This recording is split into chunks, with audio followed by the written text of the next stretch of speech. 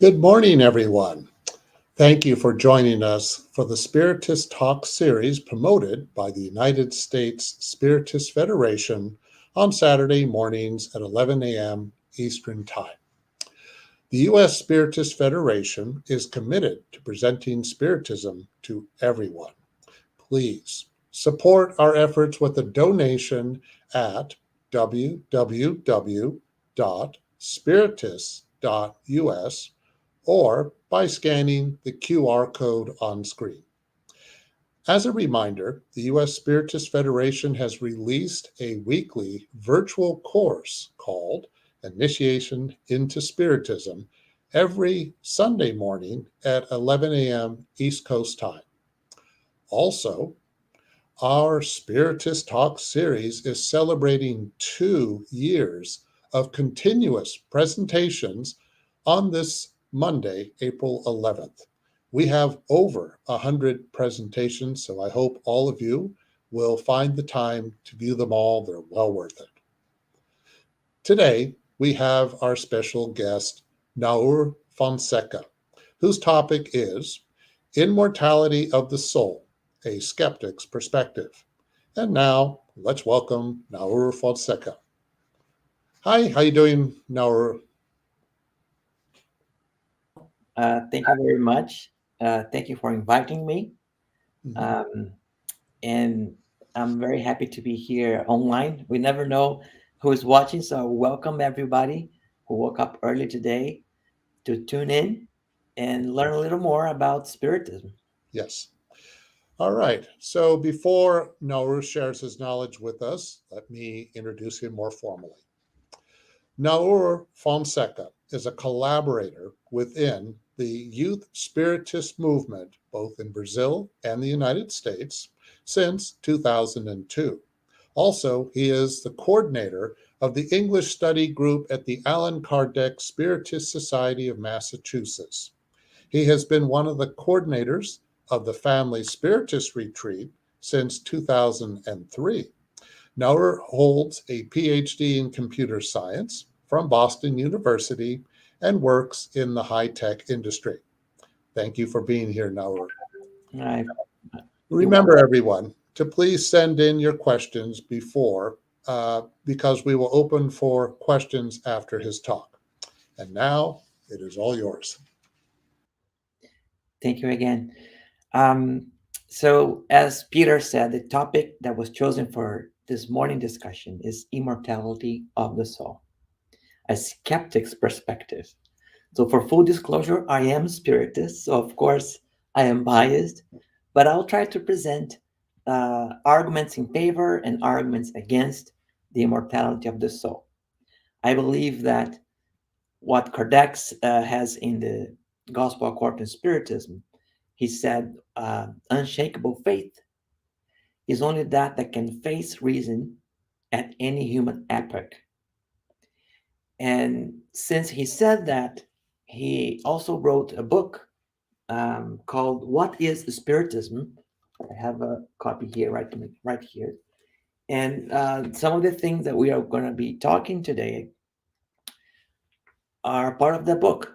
There's a dialogue between Kardec and a skeptic. And you can imagine that in the beginning of Spiritism, Kardec would get lots of questions. So instead of answering everybody, he decided to write a book with the most common questions that he got. And one of these chapters in the book is a dialogue with a skeptic. And the other people in the book, which is interesting if you have access to it, is a dialogue with a critic and a dialogue with a priest. And the most interesting for us today is going to be the dialogue with skeptic, because contrary to the critic, the skeptic is open. He doesn't have a formed opinion in favor or against the immortality of the soul or the ideas of Spiritism in general. But he hears arguments and counter arguments, and he has questions. So Kardec patiently answered the questions, and we are going to try to update some of those conversations with more recent research and what is known today by science and bios in general. I think the first step as we begin is to uh, do a little taxonomy, right? Understand the words so we can talk about them uh, here with more clarity. So the first thing we want to talk about is immortality itself. So immortality means that you'll never die, which in itself is a little contradiction because we do die, right? So the way we're going to talk about immortality here is the immortality of the soul. So we know that the body dies, and the discussion or the topic for discussion here is there something that survives the body, a soul, a mind, a conscience, right, that lives outside of the body? Now, notice that immortality of the soul implies some sort of afterlife, right? But the other direction is not true. You can have an afterlife, but that afterlife can be temporary and we can be destructed at some point, right? So we are going to be talking about immortality of the soul, which implies an afterlife and a continuation of this life indefinitely, right? So that's the position that Spiritism takes, and that's kind of the line that we're going to follow this morning. Now, on the opposite view of immortality would be the mortalism, which means with the belief in the hypothesis of extinction with death. So once the body dies, life is extinct, the mind is extinct, all extincts in with the death of the body, which is you know opposite to the survival hypothesis, which is the immortality that we're going to be talking more about today. Now, obviously, if you believe in the extinction of life and the mind and consciousness with the body, you are also a materialist, right? Meaning, okay, there is nothing beyond the body. There is a closure, right? A causal closure. Every physical effect happens within the physical world and can be explained by physical laws. So you are in that kind of circle right there. But surprisingly enough, there are some survivalists, people who believe in immortality, that are also materialists. And it's something new that I have learned recently. And there's some kind of research on technologies that can try to preserve consciousness in the body. And one of these topics is called the mind upload. And it's uh, there. Of course, there's not much research there yet. There's not much to show, but there have been experiments with animals to try to preserve the brain somehow and do transplants of the brain to see if the mind, if the consciousness continues, providing the animal or whatever living being a sense of immortality in the body. So, there is this. We're not going to be talking about that. I just wanted to, for the sake of taxonomy, show a complete picture of all these ideas. Now, of course, the main uh, vertex or the main flow of survivalism is dualism. People who believe there are two uh, independent elements uh, in our in life, right? We have the body and the soul, or conscience, mind, and the body. So that's the main, let's say, uh, argument for immortality.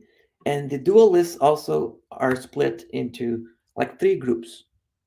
There's a group that believes that this other element, right, is a soul, like we normally understand a soul is, and it survives death, and it has some personality, and something happens in the afterlife with the soul. And then there's another group that believes in resurrection, and it's a little different in the sense that um, the soul kind of depends on the body somehow. So when the body dies, the soul stays in some kind of inactive state, waiting until the judgment day, where the previous body somehow will resurrect, and then the soul will be attached to that body again, and then in that way will be some kind of survival, right? And finally, the other way is an idea of, like, we call it pandeism, and that idea is the soul after the death of the body goes back to a like a whole. Some people call it God, but it could be something else. Just go back to this source, and in doing so, like the drop of water in the ocean loses its individuality, right? So the next step here in this taxonomy is, how do we preserve our individuality? So in pantheism, there's no individuality. There's nothing to preserve. In resurrection, it's like a psychological individuality there, or physiological. I think I misspelled there. It depends on the body. So when the body is there, you get your personality back, your individuality back, and that's important to have a copy or the same body that you had before. And then in the soul theory, the individuality belongs to the soul. So each soul is an individual. It is something, right? It cannot be totally immaterial. It has to be some kind of focus around it, right? To have that individuality. And then, of course, now, yes, the psychological individuality, which is if you could copy somehow all the memories, right, and preserve that somehow, and that those memories is what would give you your individuality. Okay. All right. So we kind of went very fast in this whole taxonomy. If you have any questions, start typing them, write them down, and so we can come back to this later. Let me just give it a moment for myself as well to see if there's anything else I'd like to bring forth.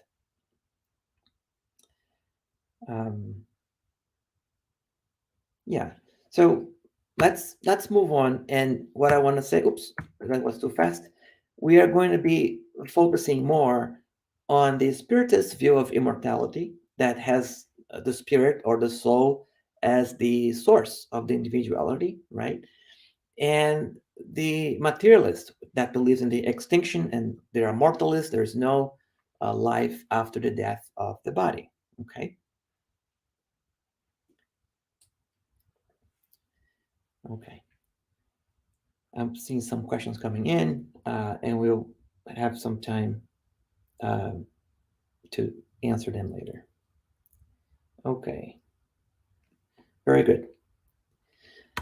All right. So let's start with some pragmatic arguments for and against immortality.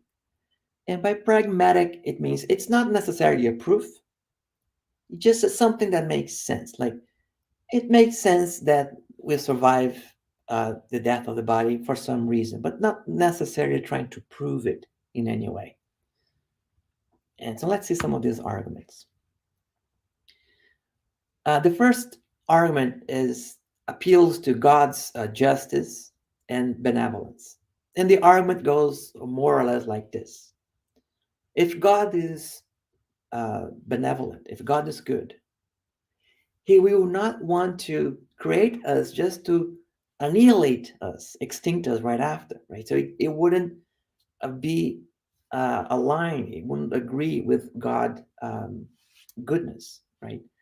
And also, in a similar way, you can argue that it wouldn't be just, it wouldn't be fair, right? So God being good and just, it would make sense that he would create souls and the souls will survive death. Of course, there are counter arguments that doubt the existence of God in the first place, right? So if there's no God, then there's no need for immortality. And one of the common arguments that we hear about is, well, there are so much evil in the world. Did God create all that also? If God is good, it doesn't make sense. So therefore, God must not exist. And Allan Kardec has talked about some of these, let's say, challenges or arguments against God's existence extensively in the Spirit's book. But I just wanted to bring about question 737 and the other questions around it, which is in the section of the law of destruction, right? And in the law of destruction, Kardec will inquire the spirits about why is it needed? Why does God allow these natural calamities to happen, right? Like hurricanes, earthquakes, all of this that cause um, a large amount of deaths and destruction and suffering, right? And in the spirit's answer, um, basically makes two points. I think one is um, it's necessary for the renewal of the world, so that we as a collective can make progress. We can learn. We can improve our technology, improve our um, civilization, and the way that we live. Um, and in another sense, the spirits also put back the point of view beyond, extend the point of view beyond one single existence, right? If the soul is immortal, um, what is what's the meaning, or what's the importance of a single life, a few years, right? It will be so temporary, so short in comparison to the immortal soul, that if you're too attached to a single life, then this justice or benevolence gets distorted, and we need to look at the greater purpose of evolution and progress. Um, that is all. There are all other laws of God. Um, so that's kind of there are more arguments, but that's just one I wanted to bring because it's common um, discussion that we have in our centers. Um, Now, the second argument, pragmatic argument for immortality, or the belief in immortality, is Pascal's wagers. And this is well known. That I confess I didn't know it by this name, but it goes something like this, right? Let's say God exists, right? So what is the cost that I would pay if I did not believe in God, right? It might be a high cost because God may punish me, and then I will go to eternal hell, right? That's the how the argument goes. On the other hand, um, so if I think I may have skipped one argument. So one line is, if God does not exist, if God exists, but I do not believe in God, I may be punished and go to eternal suffering, right? So that's a big cost, right? On the other hand, if I believe in God,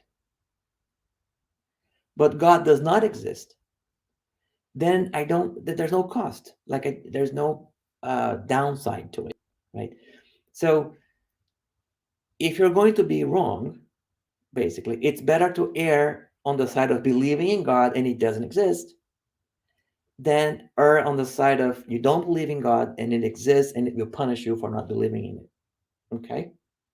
I hope that's clear. It's a little, there's a negative there in the middle, so it makes the argument a little confusing sometimes. Now, so the argument is, wait, it's better to believe than not because, there's no cost in believing in a God that does not exist. However, some people, some skeptics, right, will raise the question, well, but there are so many gods. Which God should you believe? What if you believe in the wrong God and gets punished the same way? So it's really difficult. You need to believe in all gods. You need to attend every possible religion, right? So there is some fallacies, some holes in Pascal's wagers argument. Okay. And I'm getting a question. I think I have to answer some of this as we go because we may not have time in the end. So a question that I got right now is, does Spiritism believe that if you do not believe in God, that you'll be punished, you'll suffer, right? And I think the short answer is no, right? Uh, the view of God from Spiritism is that God is good and just, but there may be consequences, right? if somehow you do not believe in God and also try to convince others that God does not exist, and in that way cause more suffering, you have that consequence. You have to kind of repair that. But there are no eternal punishments, and all um, have an opportunity to um, uh, repay or repent and repair any kind of um, bad consequences from their actions, right? So God is also infinitely merciful, right? I hope that's a good question. I hope that kind of answered that. Well, let's keep going, right? Emmanuel's Kant morality. So Immanuel Kant wrote about morality, and he said there's the only way for a person, human being, to be moral is if he believes that there will be a judgment, that the soul will survive the death, and the actions here on earth will have a reflection on his life after death, right? So therefore, even though the belief in God or the afterlife may be irrational, it is pragmatic. It is useful because it provides us this motivation to be a moral person. And of course, um, the the mortalist's view of morality does not depend on a belief in God. Someone can be moral, someone can be good, someone can practice charity for charity's sake because they feel good or because they want to leave a legacy for those that come after him. So it's being moral is not tied to a belief in God, according to the mortalists, right? So um, I think uh, you know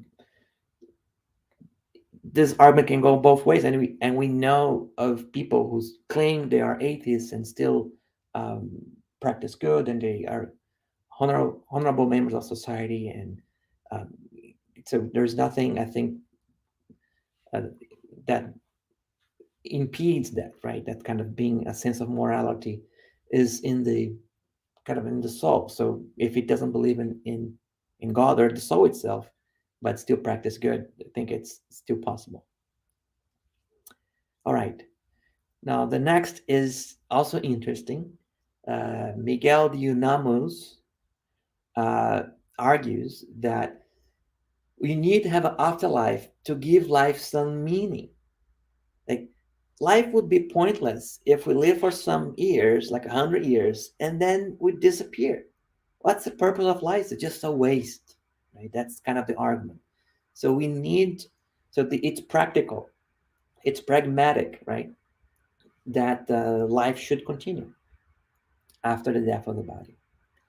But others, like Heidegger and Williams, they argue that, well, they use the same fact that life is short to give it more meaning, saying you need to enjoy or you need to use life wisely because it's a short period of time. It's going to expire, right? It's gonna not gonna last forever. So you need to do the best you can with the time you have, right? So I think it's a great argument too.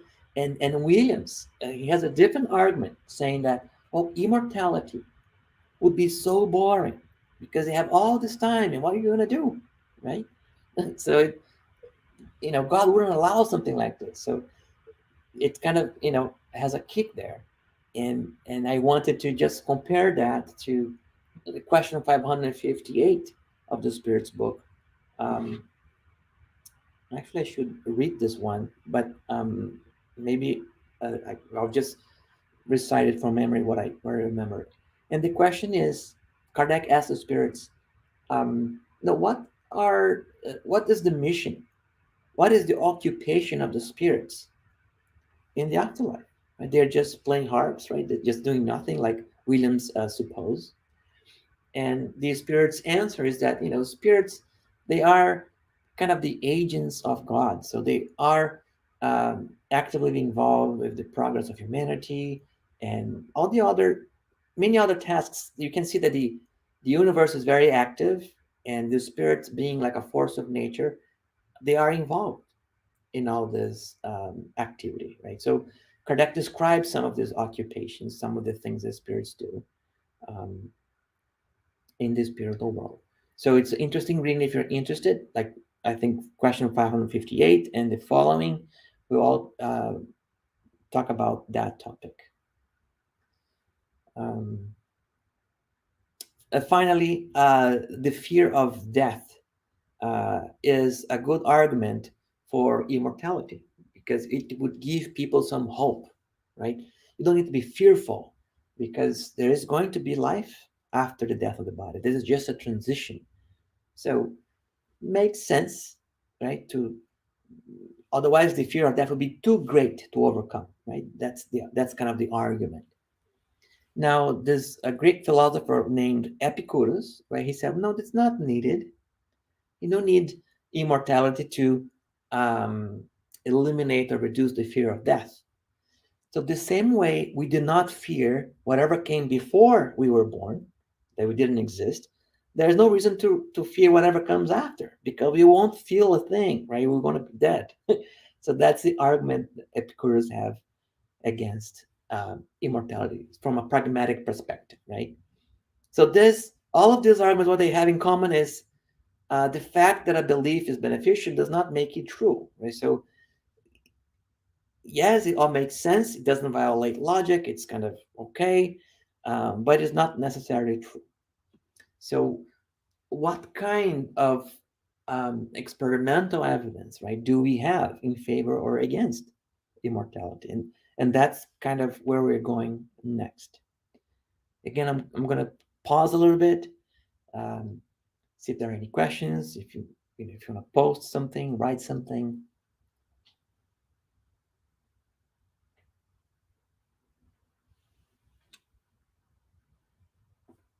Yes, I see Yasko saying there are many humanitarians that do not believe in God. Yes.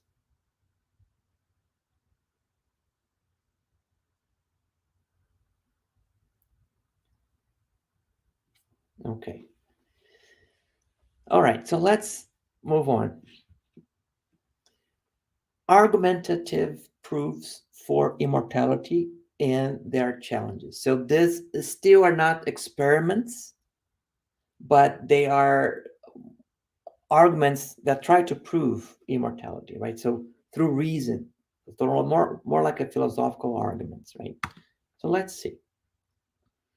Um, so I think, and it's very interesting, because if you look at the introduction of the Gospel according to Spiritism, Allan Kardec describes some of the um,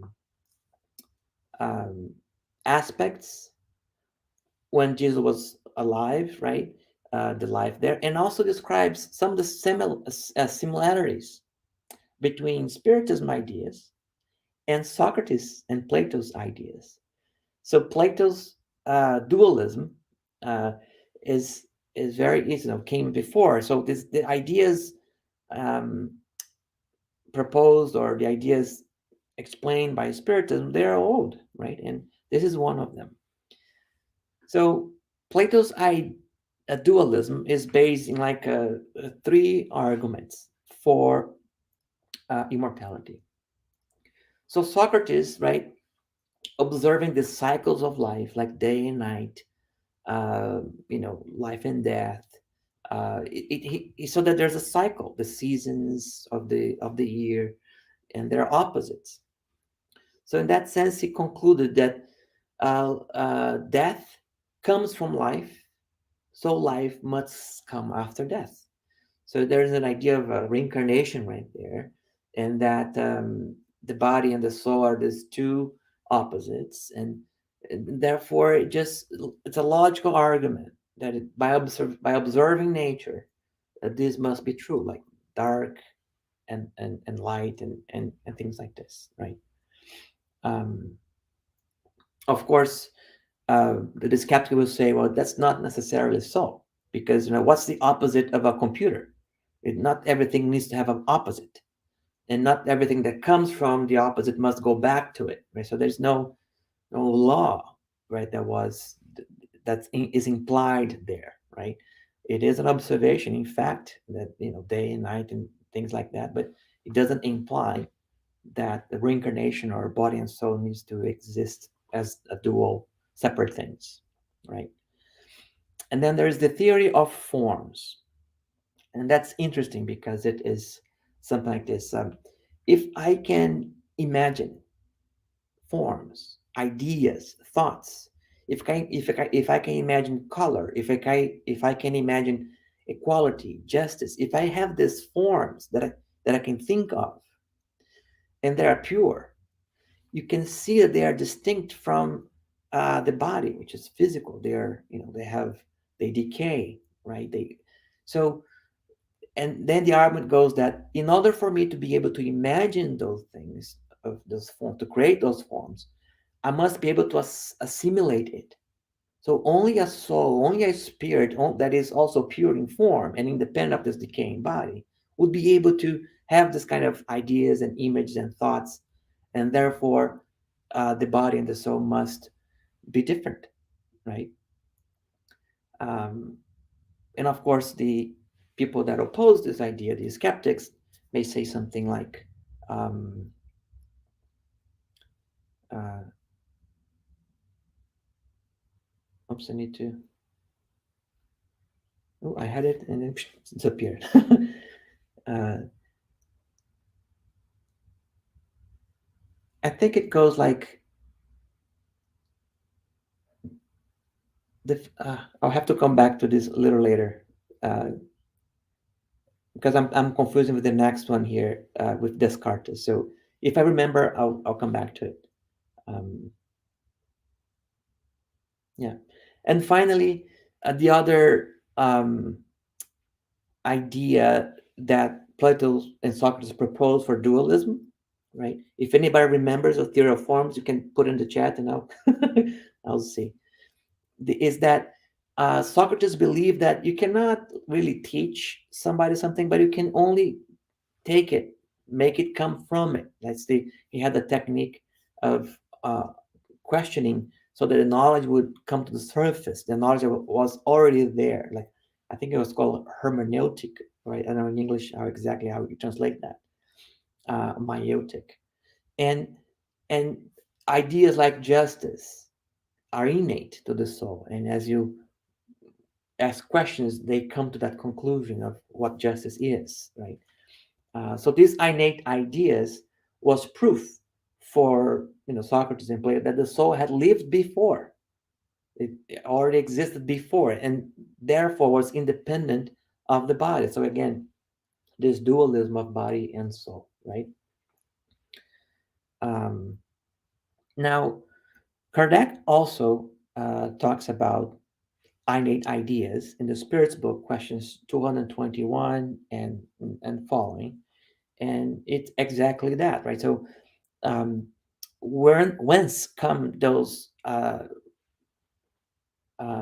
abilities or ideas uh, that the child demonstrates from an early age, um, and the spirits respond? Well, because they have lived before, they remember. And it's interesting that some children can remember if they were very proficient piano players, or you can see this all the time, and it's really hard to explain without this idea of a soul that lived before. Like, but um, in the following questions, Kardec asks, and is it possible that someone that is very proficient in one area, like mathematics, in a following life, they may not remember that may be kind of blocked for the new incarnated soul? And the spirits say yes as well, especially if they have somehow misused that ability. They may have a reprieve in that life and not remember it, and sometimes it's like a punishment, but sometimes just like to give the freedom for the spirit to develop in another area, right? So there's very interesting questions that Kardec asked the spirits, and the reason I'm bringing these questions is that I don't want to leave it to the end, because it may kind of miss the connections here and there, but it's to see how, um, even though some of these arguments and counter arguments they make sense, Spiritism does not contradict in any way. It's not contradicted in any way by this point. So I want to throw it out there so you kind of build that kind of uh, idea or confidence. Um,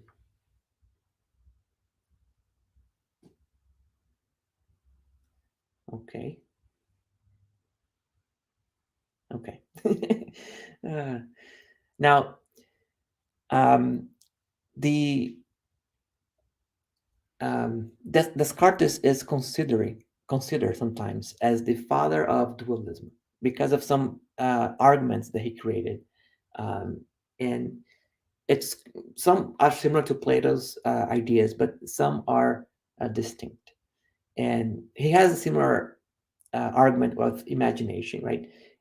And he says, if I can imagine the mind, the soul, independent of the body, if I can imagine I can live like that, right?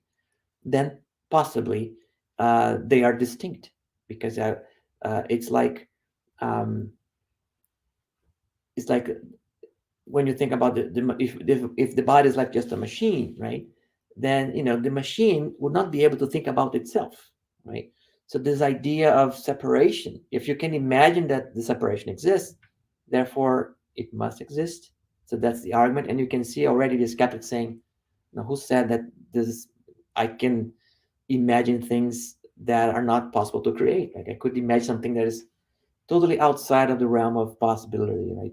And so it doesn't, just because I imagine something doesn't mean that that thing exists, right? And then comes this kind of principle of identity, right? So if mind and body, soul and body, if they were one thing, if they were the same thing, then there would be some kind of identity, point by point by point. Okay? They will have the same properties, right? They have to have the same properties.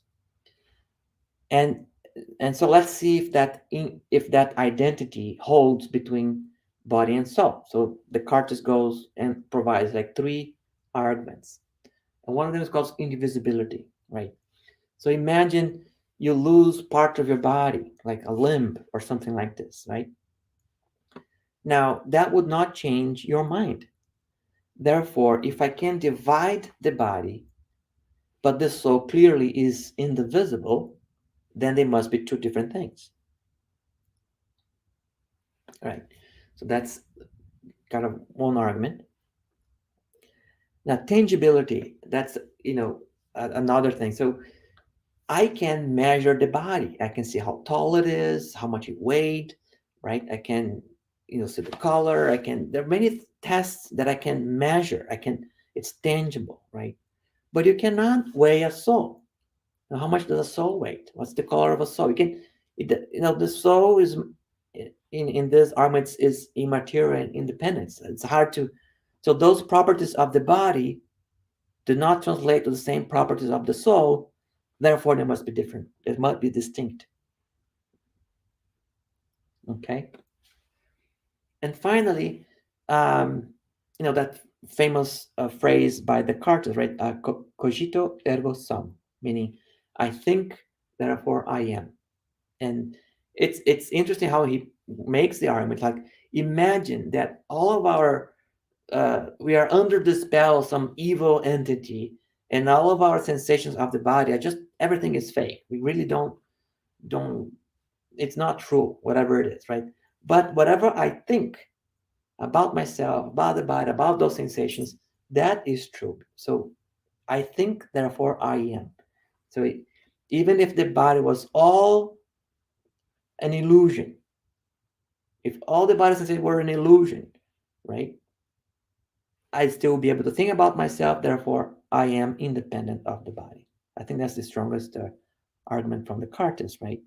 His most family is known by that. Now, this argument of identity has been kind of developed on more recently, And the other two attributes they say is like privacy. Like, I can see your body, you can see my face, but you cannot see what I'm thinking.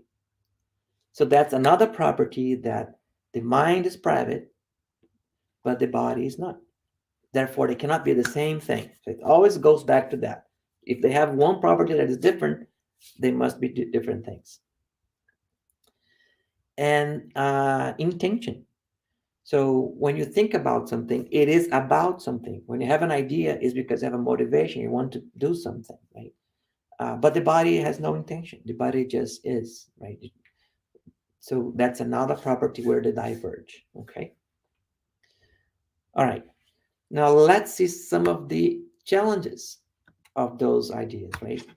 Um, and one of the challenges, it's known as the masked man fallacy. And it's trying to see that not everything that is the same needs to have the same predicates or true or false statements, right? So, and here's the example, right? Suppose someone, a masked man, robs a bank, and there's a witness, and the witness notices and sees everything. Now, you can ask the witness, did the masked man rob the bank? And she will say, yes, because she saw it. Now, if you ask that same witness, did your father rob the bank? She may say no, because the man is masked, so she doesn't know the identity of the masked man. However, you know that that masked man could be her or his father. So, in that sense, if the masked man is her father, she would still not know, so she would answer, yes, the masked man robbed the bank, and no, it's not my father. But now you have two predicates, two true or false statements that are different, even though in reality it is the same person. So that's the masked man fallacy. So if you go back to Descartes and more modern arguments, all of those differences uh, does not mean that they are different identities, different things, independent things, but maybe just that we don't know everything there is to know about their relationships, right? Um, so that's one of the arguments that skeptics will bring to those the identity kind of argument. And the other difficulty of dualism is if if the soul, right, if the body is material, great. If the soul is not material, how is it possible that the soul can interact with the material world? How can something immaterial interact with something that is material? So that's the argument. And you know I'll join that with the next one because it's similar. Again, if the soul is immaterial, how can it sense? How can it have interactions with the world, not just the body, but with the world in general? It would be a very isolated life if the soul, the material soul, could not interact with other souls or anything else, right? So, you probably, if you're a spiritist, you're already saying, well, what about the perispirit? Exactly, right? So, Allan Kardec has a whole question dedicated to this. It's an essay, the theoretical essay on sensations in spirits. And it's a long section, so I'm not going to read everything, but I wanted to at least begin, right? So that we can see this correlations, right? Or this how the spirit interacts with the body and maybe with uh, other souls as well, right? So the body is the instrument of pain. If not its primary cause, at least its immediate cause. The soul has the perception of such pain, and this perception is the effect. So here's talking about the interaction between body and soul, like the sensations come from the body, goes to the soul. The memory that it preserves of pain can be very acute, but this does not imply any physical sensation, just the memory of the pain, not the pain itself, like not the sensation itself. Actually, cold and heat cannot disorganize the soul's tissues, as so can neither freeze nor burn. Every day, we not see the memory of or the concern about a physical ill producing its effects, even to the extent of causing death. Right here, I just remember an example um, of a man was put in a guillotine, right? But they never released the blade. They just threw water, uh, behind his back, his neck, and that was enough to cause his death, right? Because the sensation, the fear, all of it. Um, so some people just for the memory of some kind of pain or disease, they will feel that affliction again, right? So in a sense, there's nothing physical about it, but for the spirit, the sensation is very acute still. Okay. Now we all know that individuals who have undergone an amputation feel pain in the limb that no longer exists. The limb is obviously neither the site nor the starting point of the pain. The brain itself has simply retained the impression. Likewise, we can assure there is something similar in the sufferings of spirits after death. And in that study of the perispirit, which plays such an important role in all spiritual phenomena, such as vaporous or tangible apparitions, in the state of the spirit at the moment of death, in the so frequent notion that it's still alive, in the frightening situation of suicides, in those who have undergone capital punishment, in those who have overindulged in material pleasures, and so many other facts have shed light on this question, providing the explanation that we are presenting here in summary.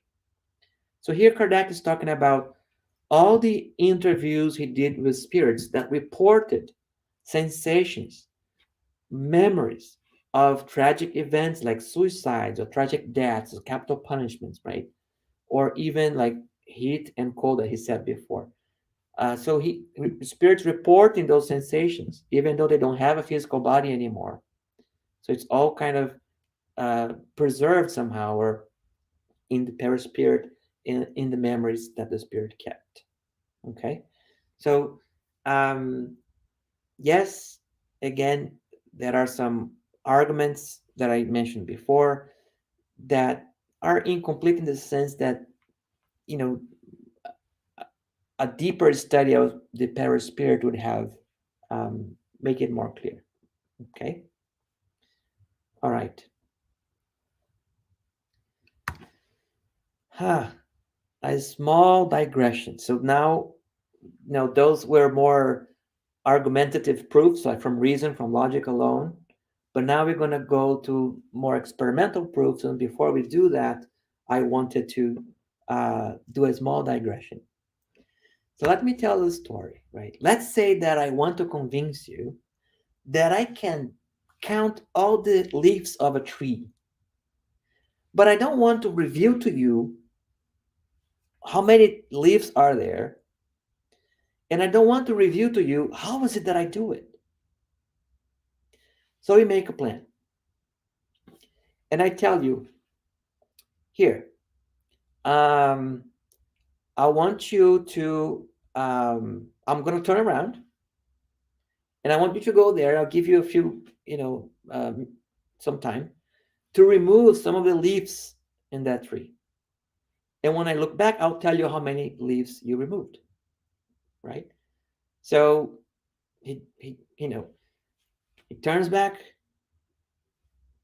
and when he goes back, it's like, okay, you removed 10 leaves, right? Because I can quickly see I had this number before, now I have this number, so you removed 10. And then the person, of course, said, well, maybe you're just lucky. Yes, you did. I did remove 10, but maybe you're just lucky. Let's do it again, right? So again, I turn back, they remove some leaves. When I look around, now you remove just one. And we can keep going like this many times, until the person is convinced that I do have the superpower of counting the leaves of a tree without telling him how many trees, how many leaves are actually there. That's the secret that I don't want to share. And uh, without explaining how is it that I do it, right? So this is a concept in mathematics and especially the field of cryptography. And you can see that how this is related to what you're talking about, because um, how can you explain mediumship or reincarnation? What are the physical mechanisms that what happens when the soul dies or when the soul is united with a new body? So we do not have an explanation of exactly how it happens, but we don't need to know, right? And but this argument is not only used to uh, prove things from immortality or ideas that are spiritualist ideas, right? Um, for instance, uh, and I think I'll I don't know what the order to go to be more clear. So I'll go back. If you have questions, ask more questions. I'll go forward to show this other piece. So what we hope to do here is ask questions so many times, right? Or repeat this process so many times as we build a case that, okay, then it must be true. You must have the superpower. You must know what you're doing. And use this in different fields, either in favor of immortality or even against immortality. So the argument is neutral. You can use this argument to prove anything, right? That's what I want to say. Good. Now, the second digression. You may have heard this phrase before, that correlation is not causation. And this picture illustrates it, right? So uh, when you have sunburn because you're being exposed to the sun, you may want to have some ice cream, right? So that's you're hot, you want ice cream. Now, um, but there's no causation there, just a correlation. It just happens so. The causation is the hot sun. It's a dry, hot, sunny summer weather. It causes both you to have sunburn and maybe the ice cream to melt, right? It's not because you have sunburn that you melting the ice cream. It's the sun. But those actions are correlated. They happen at the same time. I wish I had brought another illustration, but there's a interesting correlation study that was done, and the number of divorce, I think, was in Maine, right? If you look over time, goes up and down over the years, right? And if you compare that with the total sales of margarine, it followed very closely, right? In this particular study that was done in a university, just to illustrate that correlation is not causation. So what does margarine purchase have to do with divorce? Nothing. So, okay.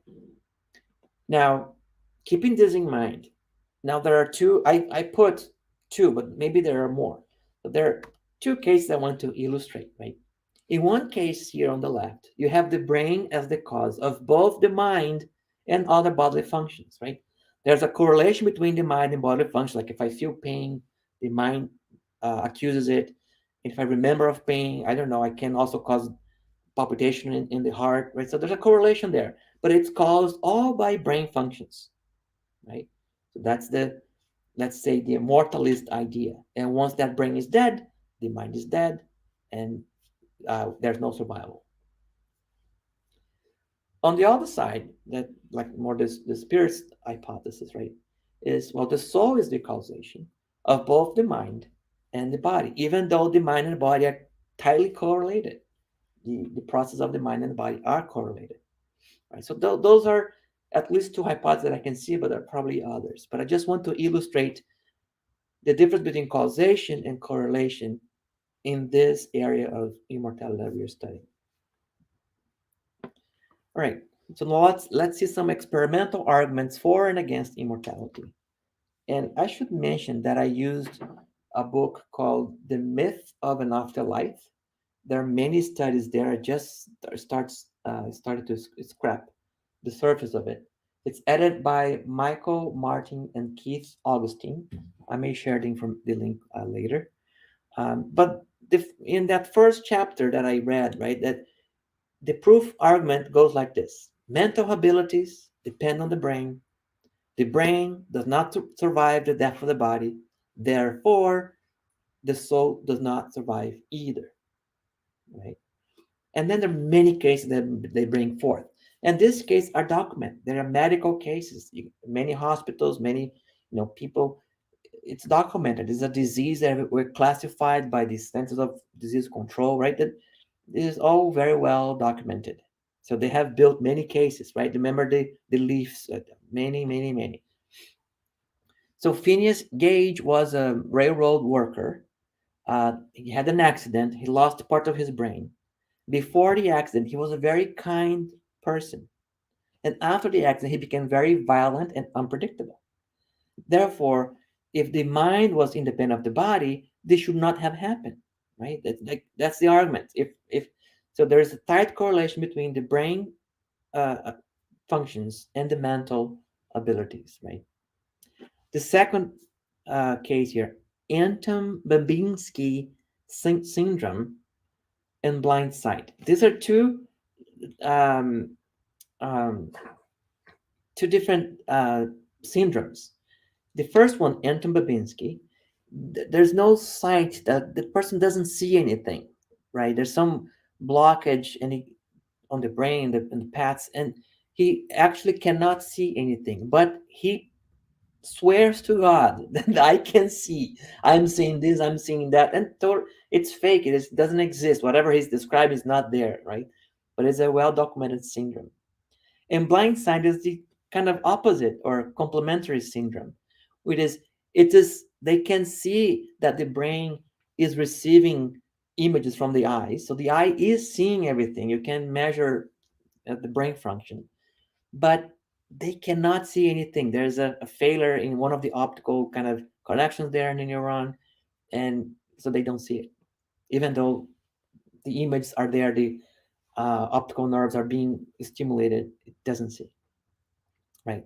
The Capgras syndrome is that someone thinks that a loved one is an imposter. Like, this is not my mother. This is not my husband. It's somebody else, right? So there is and they can pinpoint with millimeters where in the brain is a damage that will cause that kind of misfunction or right problem. The Hale Berry is an interesting case where they were treating patients with epilepsy, and they found a place, one of the neurons that every time they saw an image of Hale Berry or Bill Clinton, there are other images as well they were able to prove, that neuron would activate. Specific neuron was responsible for identifying Hale Berry, right? Not a generic function, but that person specifically. And when stimulated by many other images, that neuron would not fire. It was just the images from Hale Berry, right? And then there are other studies. So this was just trying to map functions to neurons, right? There's many research like that. And the other kind, it is how chemicals change the behavior also. Chemicals in the brain change the behavior of the person. So a tumor that was growing in one of these patients would cause the person to have um, pedophile behaviors. When they removed the tumor, those behaviors disappeared. A few years later, the tumor came back, and again, the behaviors came back with it. Okay. There's a Parkinson's drug that is used. When it's used, it kind of induces compulsive behavior, like I don't know, using drugs or gambling, right? Something compulsive, some kind of addiction, right? Um, Alzheimer. The argument in Alzheimer's is you can see that the person is losing his memory, the personality, right? So at the end of that person's life, what is left for the soul to remember? What's the you know what has survived? So that's the argument, right? Because you can see that this disease is erasing somehow the memories of the person. So it's changing the soul in a way, right? That's how the argument goes. And another interesting one is they can see how the brain of the child changes, right, as they are growing. and which makes it very easy in the beginning to learn new languages because the brain, the neurons are so plastic. It's appropriate for the children to learn at that moment because the brain is changing and growing. So again, trying to show the correlation between the brain process of growth and development with a mind process of learning a new language, right? Right. So there are many cases, well documented, right, um, that shows the correlation of the mind and the brain. The mind is a product. They say causation, right? It's a product of the brain. And then he goes, we are discovering all these relations, right? And so it's likely that we will eventually have no need of the soul as an explanation because we're going to have mapped everything and everything is going to be explained. Just like in the 1300s, people used to assign the cause of the bubonic plague to some kind of demonic influence, right? And in fact, after they studied it, they found out it's just a bacteria that causes the bubonic plague. So science has cured us of this mistake, erroneous understanding, and it will continue to do so in these other areas of um, metaphysics or spiritualism, right? So that's the argument. Now, I just wanted to show again another question of the Spirit's book that shows that relationship between the body and the soul, right? And the question is, what is the situation of the spirit in the state of insanity? Right? The brain somehow is defective, right? When freed from the body, the spirit receives impressions directly and directly exerts its action upon matter. Once incarnated, however, it finds itself in completely different conditions and in need of acting with the help of special organs. If one part or a group of these organs is altered, the spirit's actions are interrupted. Defective eyes cause blindness, defective ears cause deafness, etc. Now imagine that the organ presiding over the manifestation of intelligence and will is partially or entirely damaged or modified, and you easily understand that the use of such an incomplete or distorted organ will result in an affliction that the spirit is fully aware of, but whose course it is powerless to deter. So it's kind of that argument that when you play a violin, you can be a great player, but if the violin is defective, it's not going to play as well, right? So it's a similar argument.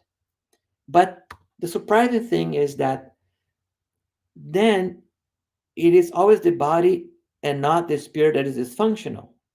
Yes, but you must not lose sight of the fact that just as a spirit acts upon matter, matter reacts upon the spirit to a certain degree.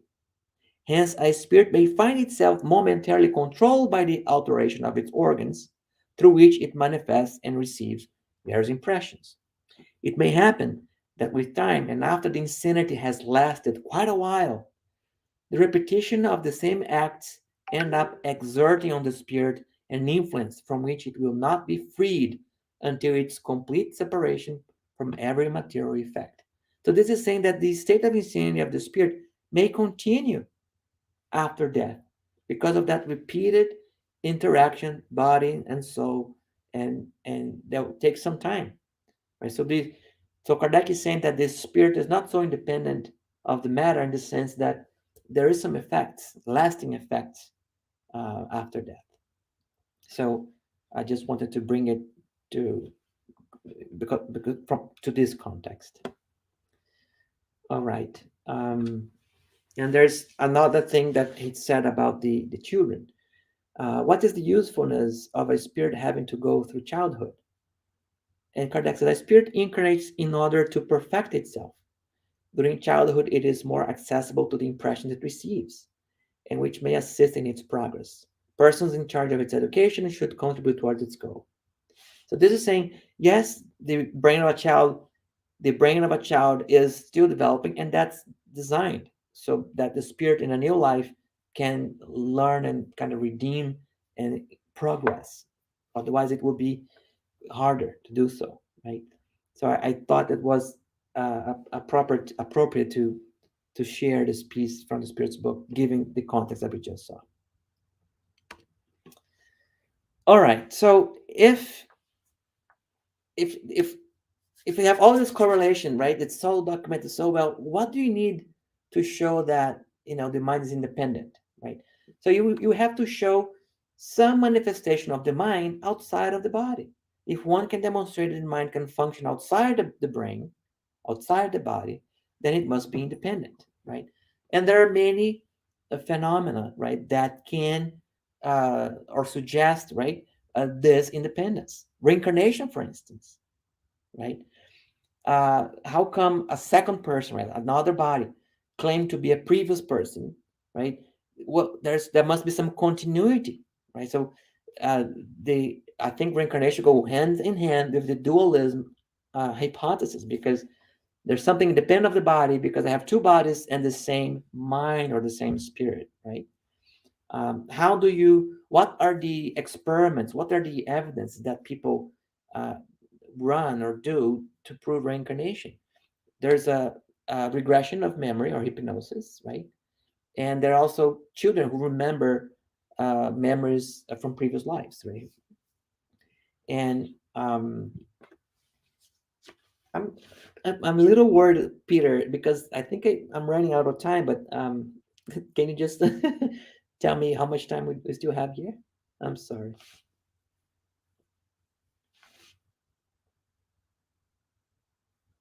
Okay, I can't hear you, but I think you're saying me to wrap up. All right. Yeah. Now, we do need to wrap up pretty soon. So maybe just Okay, 2 or 3 more minutes. all right.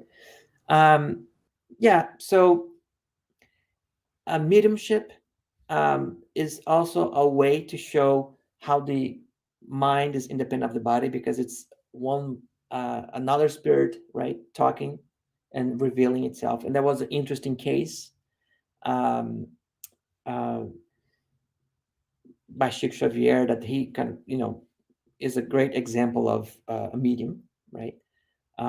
Near death experiments is a way of demonstrating the independence of the body, because during that moment where the body is dead, uh, the soul continues describing experiences outside of the body, places that they go, people that they see, operations that were made to him, the objects that were used, right? So he can describe, he comes back from that death experience and describe things that happened to it.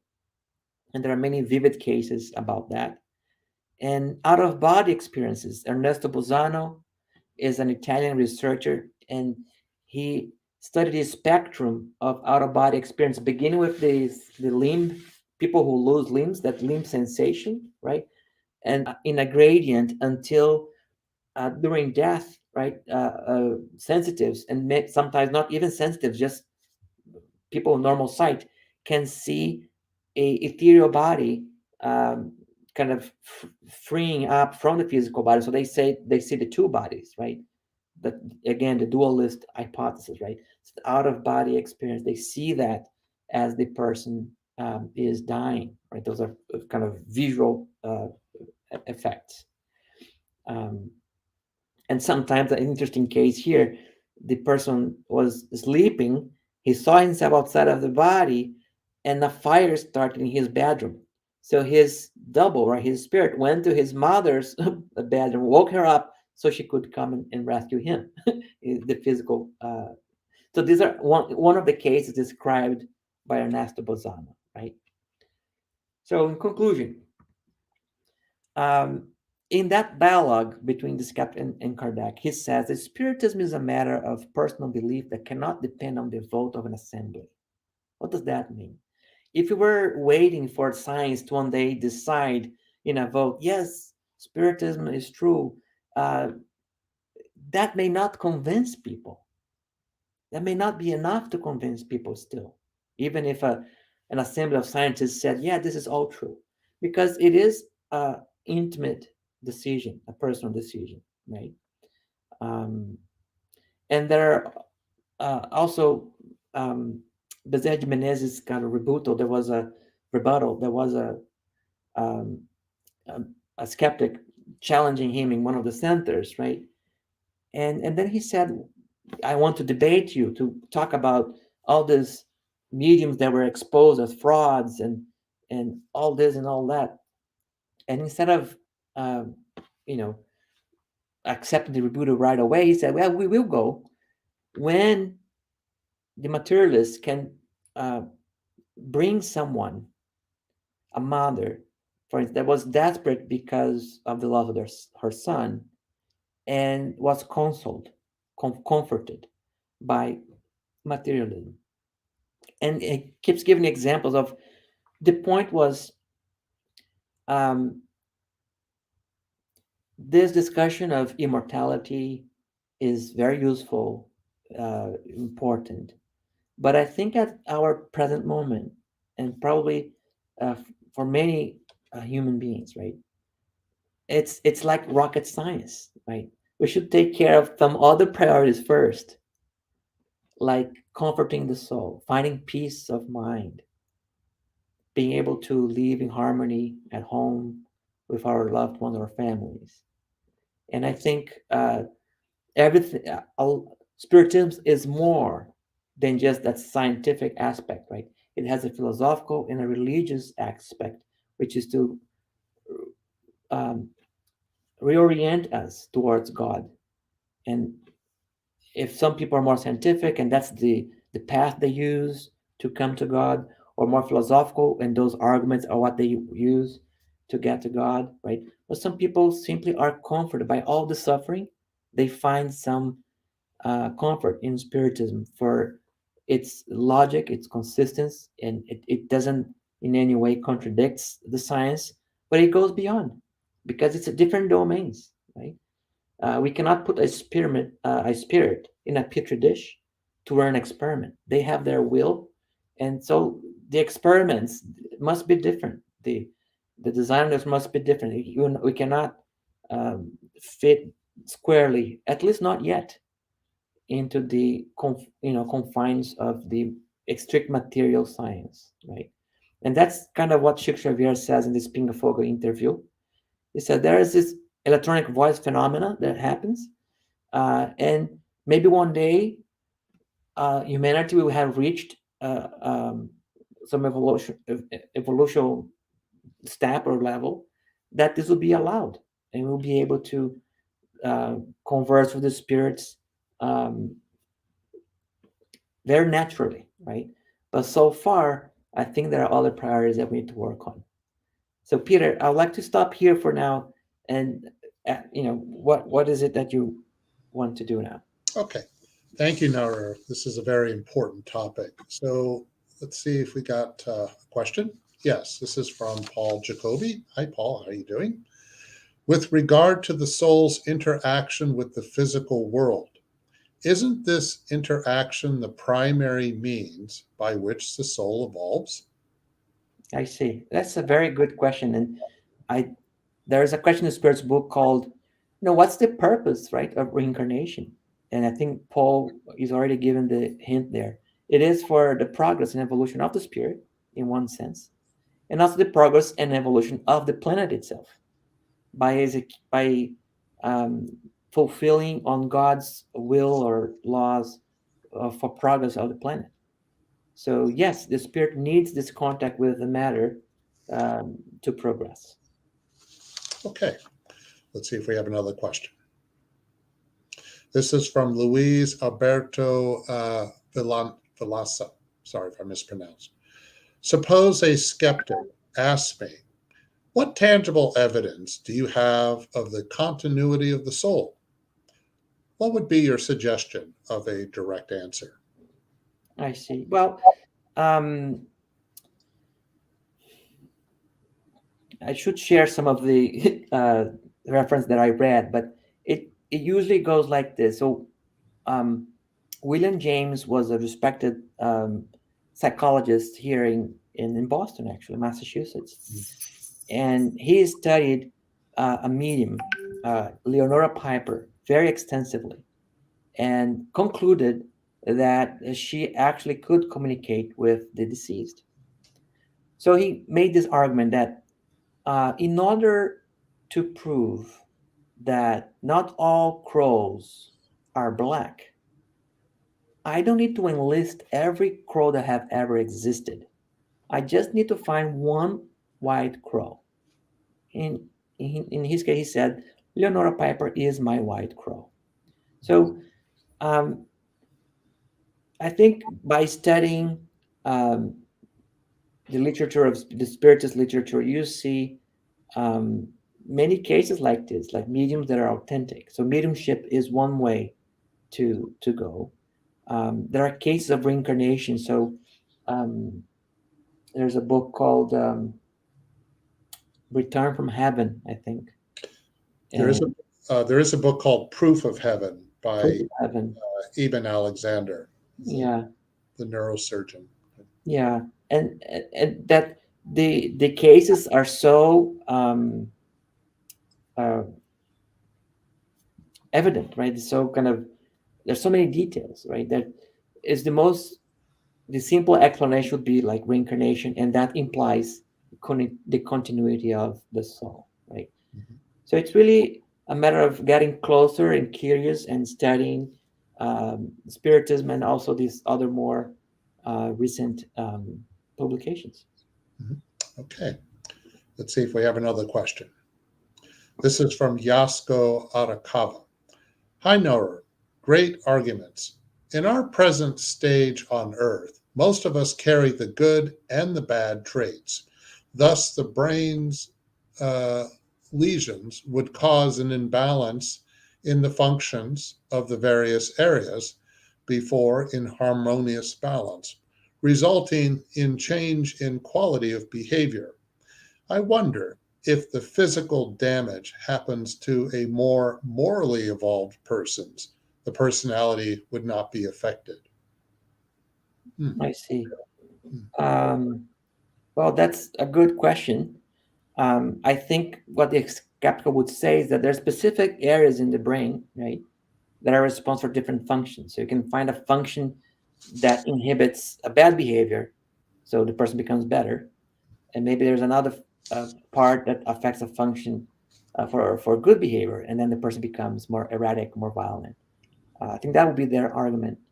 Um, but I think what you're saying is, could a very evolved spirit suppress any limitations from the brain if the brain is damaged? And I don't know, right? Um, in the conscious state, probably not. But we know that when we sleep, right, when we lower our awareness, our consciousness, this spirit is free again, and in that state, he would have his full uh, access to his full potential again, right? So maybe there's some way there, and it's interesting because that's another way.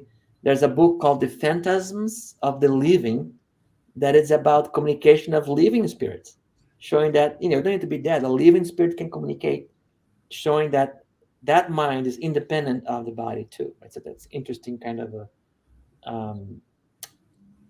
experiments or studies that were made. An experience like that might be a trial too. It's an interesting That's right. question. Yeah.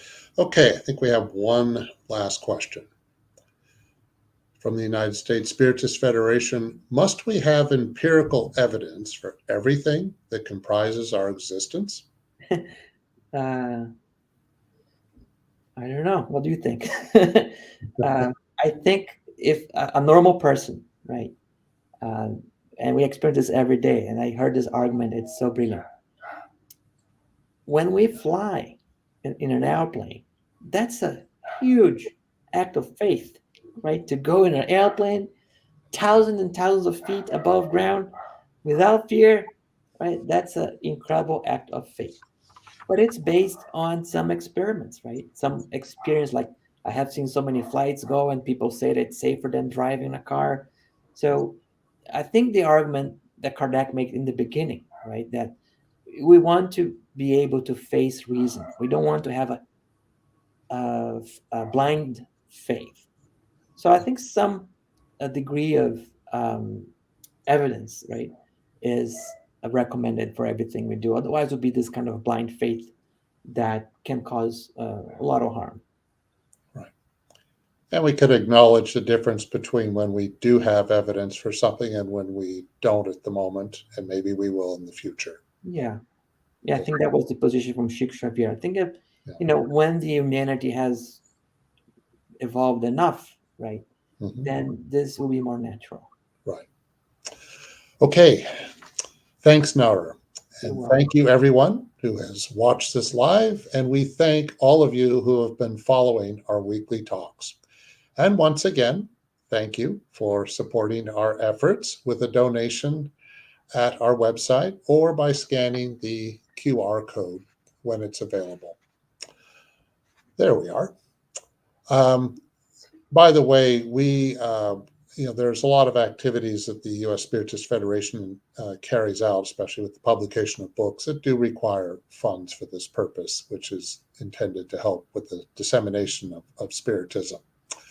Okay, so next Saturday, April 16th at 11 a.m., we will have Yasko Arakawa, and the theme will be Jesus's miracles or psychosomatic healings, resilience as a psychotherapeutic tool.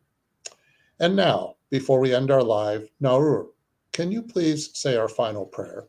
Of course. Thank you, everyone, and have a great weekend.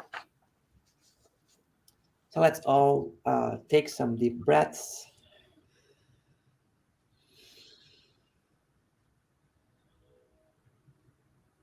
Be present here in this moment. Raise our thoughts to our Creator and invite the presence of the good spirits, our guardian angels, the spirits responsible for the progress of the planet. Now let's pray that we may find in our lives the opportunity to experience this faith, this sense of immortality,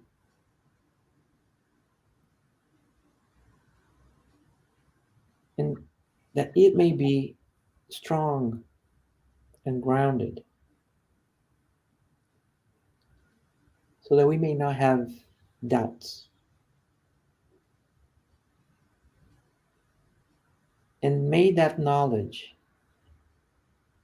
allow us to express our best qualities of humanity,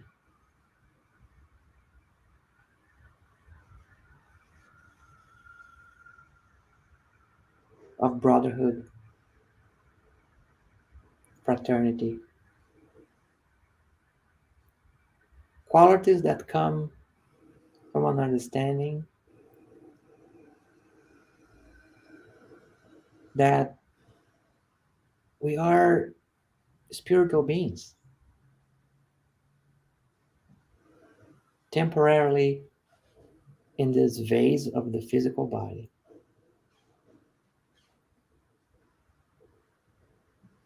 And our mission here is to learn how to love one another.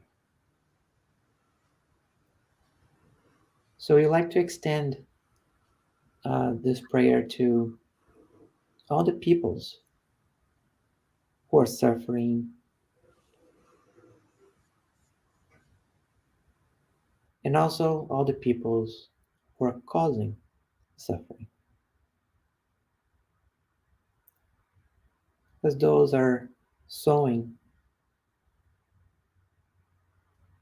the suffering for their future selves.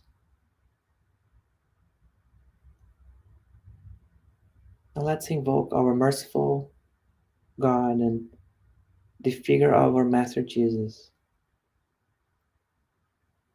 inviting us to love one another as He loved us and forgive those who harm us in any way as He did forgive us because we didn't know what we were doing.